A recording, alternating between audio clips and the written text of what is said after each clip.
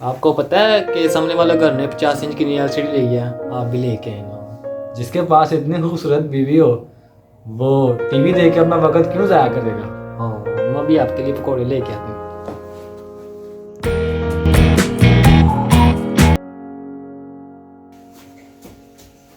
उठे उठे उठे। आप मेरी सालगिरह के दिन फिर भूल गए। तुम्हारी सालगिरह कौन याद रखे? देख के लगता नहीं कि तुम बूढ़ी हो गई हो। रियली? मैं भी आपके लिए केक लेके आता हूँ। हाँ हाँ, जाओ जाओ।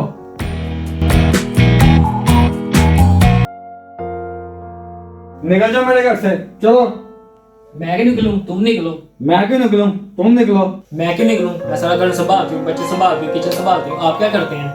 मैं अपने आप को संभालता हूँ तुम्हारी नशीली आंखों से। हाय, यही अदाएं आपकी मुझे बाहर जाती हैं। आपके लिए क्या बुला के लेती हूँ।